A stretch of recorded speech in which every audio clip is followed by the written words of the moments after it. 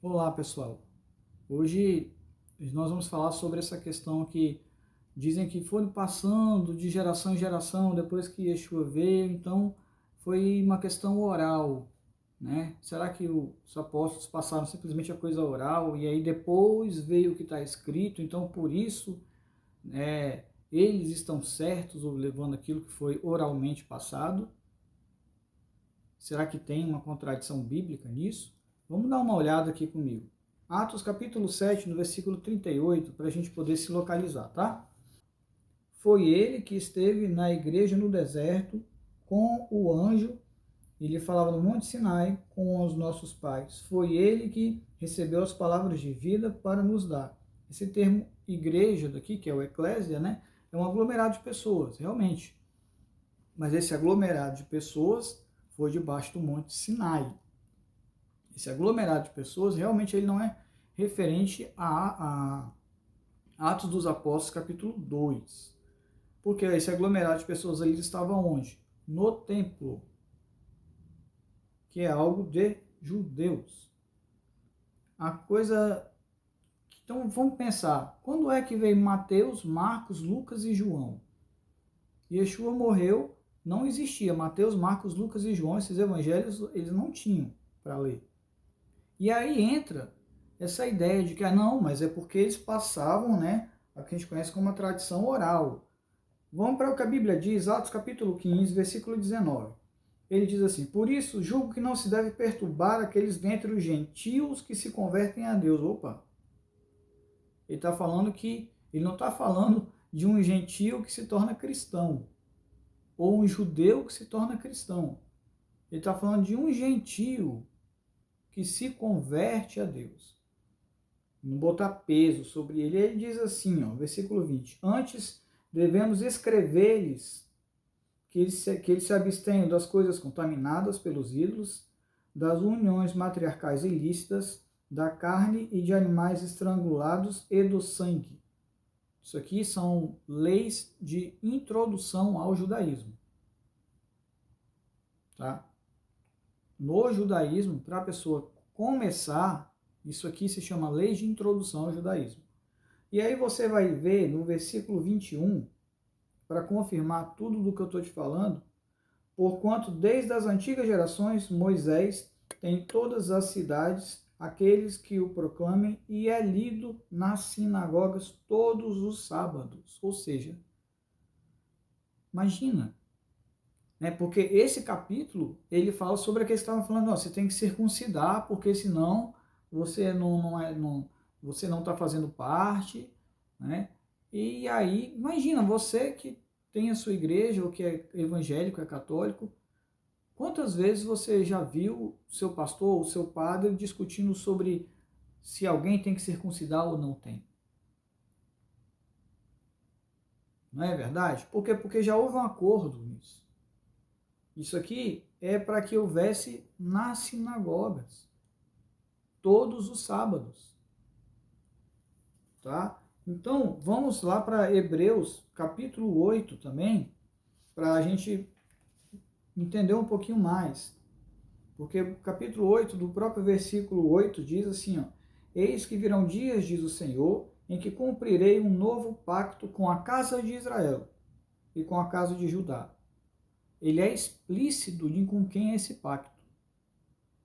Ele é explícito. Ele não fala em momento nenhum sobre Roma, em nenhum momento ele fala sobre nenhum outro lugar. Ele fala sobre a casa de Israel e a casa de Judá. E ele fala assim: não será conforme o pacto que fiz com seus pais, no dia em que os tirei e os tomei pela mão para tirá-los do Egito, visto não terem permanecido no meu pacto.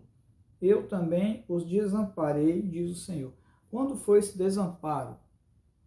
Bom, o povo saiu do Egito e aí fez um bezerro de ouro. Aquela geração não entrou na terra prometida.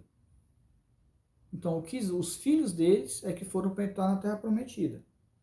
Então, você vai ver o versículo 10, diz assim: este é o pacto que farei com a casa de Israel, depois daqueles dias, diz o Senhor.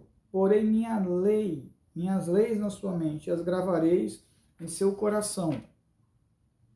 Serei seu Deus e eles serão meu povo.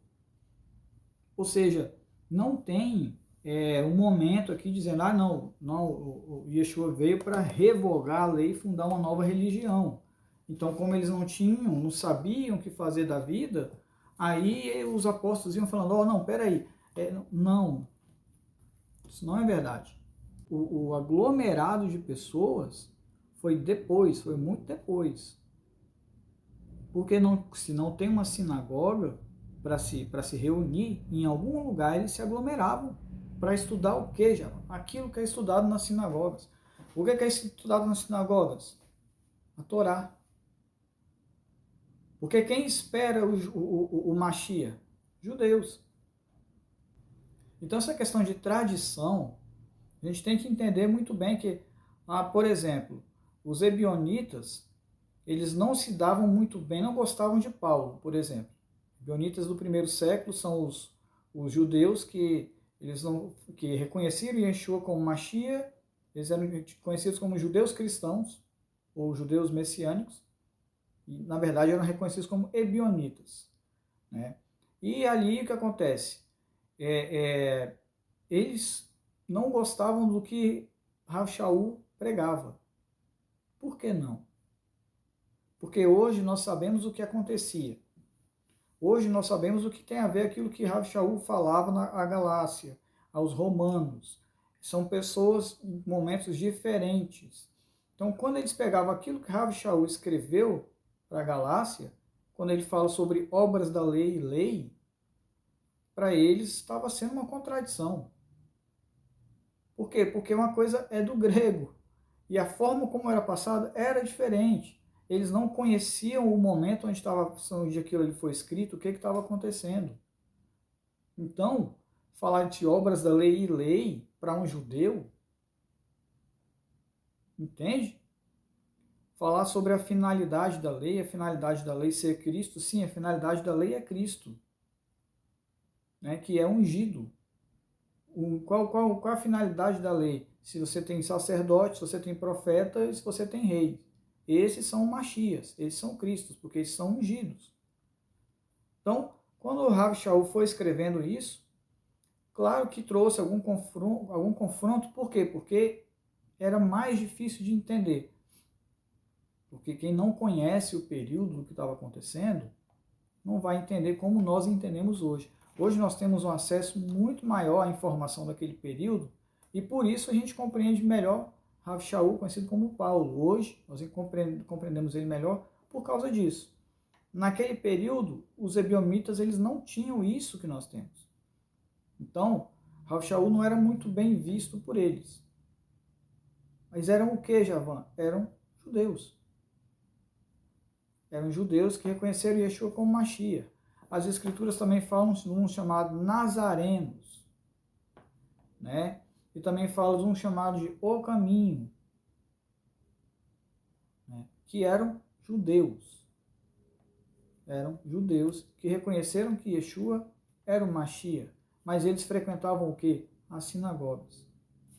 Então, aquilo que fala que foi passado oralmente, não é algo que Roma colocou e foi colocando oralmente para você, e hoje o que o padre fala é daquilo que oralmente foi passado. Não, isso não isso não é verdade.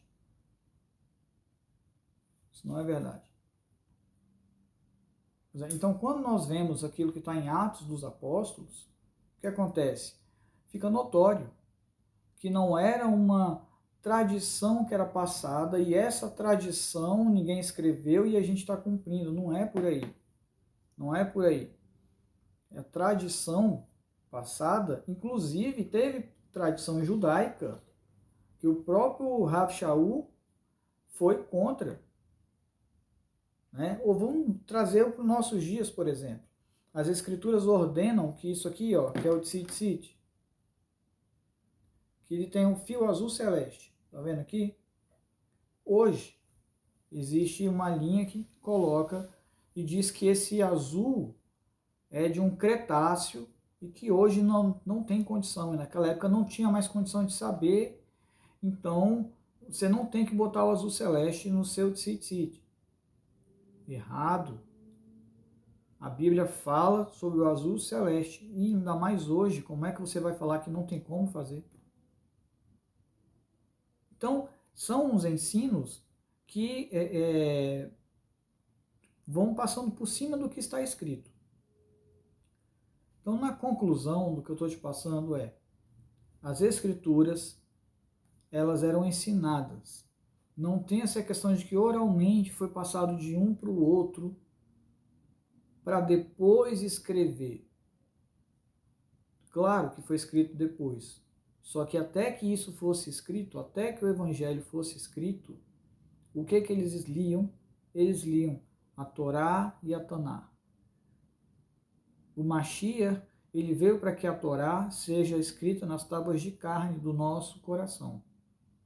Foi para isso que ele veio. Ele veio para o Calvário.